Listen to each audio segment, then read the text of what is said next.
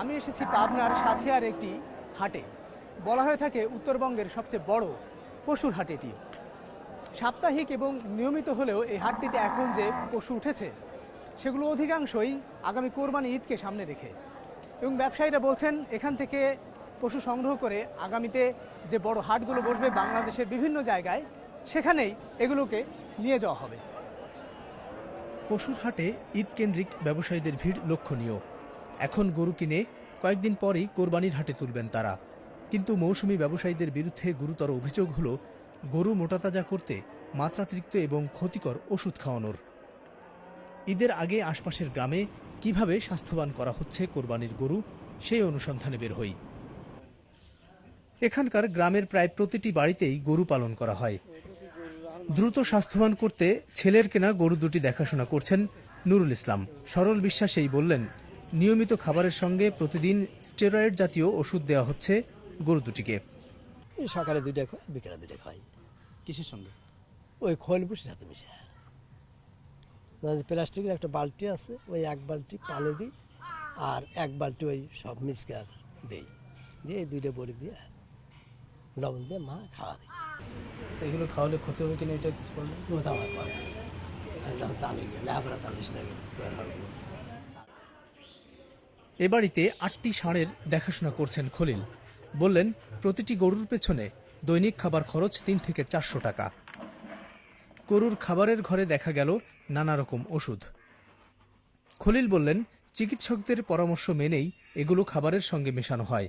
প্রাণী সম্পদ কর্মকর্তারা এসব ওষুধকে রুচিবর্ধক এবং নিরাপদ বলছেন, কিন্তু স্বাস্থ্যবান গরুকে মাত্রাতিরিক্ত এ ধরনের ওষুধ খাওয়ানো ক্ষতিকর বলে মনে করেন কেউ কেউ। স্টেরয়েড ব্যবহার করে আমরা প্রাণীকুলকে নষ্ট করতেছি, নিজের স্বাস্থ্য নিজেরা নষ্ট করতেছি, এবং ইট ইজ অ্যালার্মিং। এগুলি আপনার যেই মাত্রাতে গবাদি পশুতে প্রয়োগ করা হয় সেটা মাত্রাতিরিক্ত হারে প্রয়োগ করা হয় এবং তার বডি টিস্যুতে এগুলি জমে থেকে যায়। এটাই হলো মারাত্মক, যে এটা ক্যান্সার হয়ে যায়। ইট কুড বি আপনার এই যে বললাম যে আপনার রেনাল ফেলুর হতে পারে, হার্ট ফেলুর হতে পারে, লাংস, অনেক কিছু এগুলো মানুষের হতে পারে, ইনক্লুডিং তার কিডনি ফেলুর, আপনার লিভার টক্সিকোসিস, লিভার সিরোসিস ইত্যাদি অনেক জাতীয় রোগ আপনার সৃষ্টি করতে পারে। শুষ্ক মৌসুমে যে মাঠে গরু চড়ানো হয় সেখানেই এখন বর্ষার পানিতে তলানো। গরুর খামার দেখতে নৌযানে করে আরেকটি গ্রামে যাই। সিরাজগঞ্জের শাহজাদপুর উপজেলাকে বলা হয় প্রাণী সম্পদের রাজধানী। শুধু এই উপজেলাতেই এ ধরনের 4000-এর মতো গরুর খামার রয়েছে। এসব খামারে প্রতি বছর কোরবানি ঈদকে সামনে রেখে গরু মোটাতাজাকরণ করা হয়। বিষাক্ত ওষুধের প্রয়োগের প্রশ্নে খামারিরা দুষলেন মৌসুমী ব্যবসায়ীদের।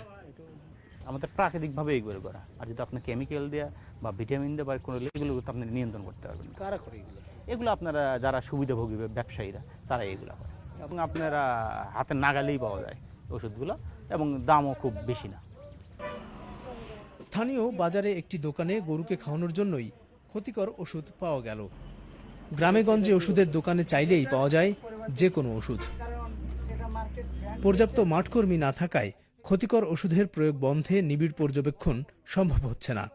এ কর্মকর্তা জানান, শাহজাদপুর উপজেলায় 351টি গ্রামের জন্য মাঠকর্মী আছে মাত্র 1 জন। এত বেশি স্টাফ না যে আমি ঘরে ঘরে গিয়ে এটাকে অনুসন্ধান করতে পারছি। যদি করে থাকে আমাদের নজরে দেয় নির্ধারিত হিসাবে একজন লাইভস্টক অফিসার, একজন ভেটেরিনারি সার্জন এবং 3 জন ভেটেরিনারি ফিল্ড অ্যাসিস্ট্যান্ট থাকার কথা, কিন্তু সেখানে আমার আছে মাত্র 1 জন।